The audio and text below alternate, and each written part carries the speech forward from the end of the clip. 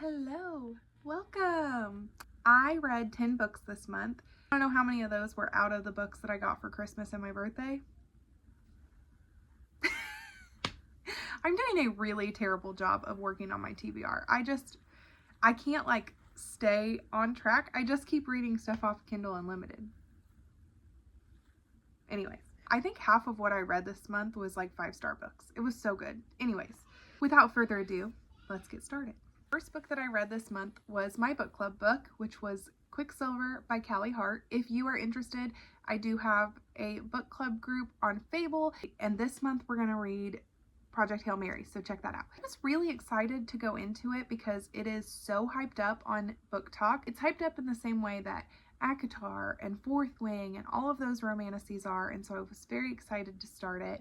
It follows our main character, Sarah Spain, who lives in the poor district and gets sucked into the Fae world. It just seemed like maybe they took all of the things that everyone loves from all of these different romances and just shoved them all into one, and that may be why a lot of people liked it, because it felt very reminiscent of all of these others.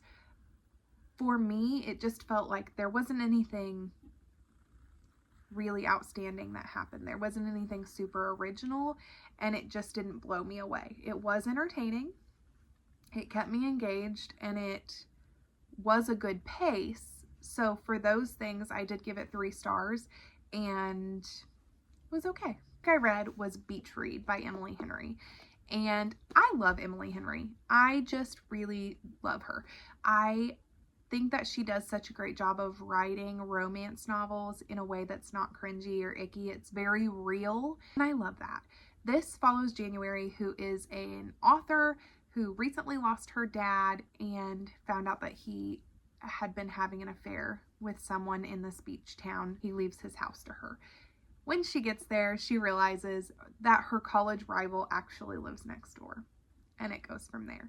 I love this. One thing that I love about Emily Henry is there's always real life problems inserted into these, and her main male characters are not overly masculine in a icky way. They're just real, and I just find that to be so nice to read. Next, I read a couple of books from the Lorde series. Let me preface this with, I don't know what has possessed me to continue reading that series. This is a me problem. I am not into it. I don't like the series. I think it's a personal preference, a personal taste thing. Why do I keep reading them? I don't know. With that being said, I am actually done now. I read Carnage and Madness. Carnage has been the first one that I've been maybe about. I do think that as far as the spice goes, she pushes boundaries. Really is what a lot of her following likes, and so that's great for that. For me, it's just not. I'm not into that. I feel like I keep reading them because I want to know what happens. I'm interested in the plot, but then when I read Madness, the plot just was all over the place, and I don't feel like she's laid enough Easter eggs for it to make sense. It's just not for me. With that being said, no judgment to the people that do like it. It is a huge hit, and it's a hit for a reason. Personally, just my taste and what I like romance, and I like men that are smitten with a woman, and I think she tries to do that with these, but the balance of it just doesn't line up for me. I still like a bad boy, and I still like a guy that's borderline mean, but I like for there to be that gooey center, a little Joey Lynch, if you will. We'll get there. The next book I read was Normal People by Sally Rooney, and I love this book. I can't explain to you how much I love this book. So this follows Marianne and Connell, who are students in Ireland, and it follows them through their college days, and they just have kind of a ongoing situationship, and they both struggle with their mental health, and they both have different things that sometimes she's doing well and other times he's doing well, and they just kind of keep like meeting each other in passing. And I found this to be so heartbreaking and so real. I would literally do anything for these two characters. The show of this is so spot on. One of the best TV adaptations I've ever seen for a book. I love this. It almost takes your just regular mundane things that happen and make them grand and so important. And I think that that's what's so significant about this book, because that is how it is in real life most of the time. Those little mundane everyday things will end up being what is really important. And this just touched my soul. The two people in this are so quirky and so just unique, and they resonated with me in such a deep way, and I will not be shutting up about this for a while. So 5 stars. Next, I read The Boys of Tommen by Chloe Walsh. Up until now, I have had zero interest in reading this series because I always thought it was a sports romance about teenagers, and that just didn't hit for me. But I have a cousin who was like, you have to read this. You're going to love it. I promise it's more than that. So I gave it a shot. And it starts with Binding 13, which follows Johnny and Shannon. She is a 15-year-old in Ireland who has switched schools from a public school to a private school because she's had some pretty severe bullying going on, and she befriends their star rugby player. Johnny does not know this, but she is experiencing some pretty severe child abuse going on at home also, and they go from there. This book is so good. It is equal parts hilarious and heartbreaking.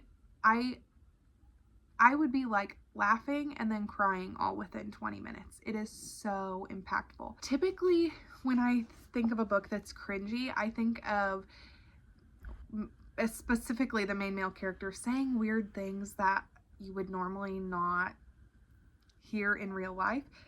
That's not what this is. Every time I cringed in this book, it was because of just silly teenage things that happen when you're a teenager. Dumb stuff.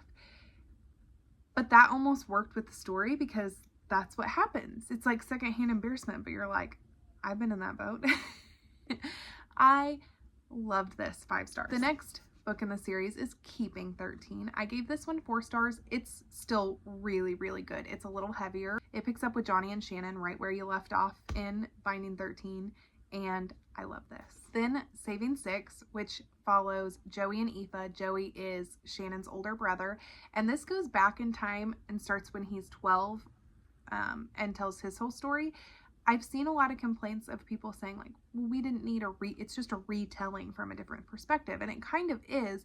The thing is though, because Joey is the older brother and he pretty well cares for his younger siblings, there's so much more to his story that he obviously was hiding from them. Also, Aoife is my favorite female character I think I've ever read. She's so outspoken and confident, and she just is such a special character, and she really resonated with me. And I have never rooted for a character the way that I rooted for Joey, so I gave this 5 stars. Redeeming 6. This is my favorite book from the series. I love this. It follows Joey and Aoife again, and this is heartbreaking and the wildest roller coaster I've ever been on. I have never had my heart hurt so bad in a book. I was on the edge of my seat. I could not put this book down. It is a big book, and I could not stop. I love this. This may be one of my favorite books I've ever read. It's right up there with Daisy Hates. If I could give this 1,000,000 stars, I would. And lastly, Taming 7. This is Gibbsy and Claire's story. Gibbsy is Johnny's best friend. Claire is Shannon's best friend. I gave this 3 stars. I don't love them together. I like Gibbsy a lot. I don't like Claire, and I especially don't like Claire by the end of this. I think that this is a very important book for this series, and I think it tells an important part of the story, and I like how she wrote it. I think it's a very important for her to have written it the way that she did. But for me, I just didn't love it as much because I just don't like Lear. That's it. That's what I read this month. None of that was what I was planning on reading this month, but that's okay. If you watched this long, thank you so much, and leave me a comment below and let me know what you read this month.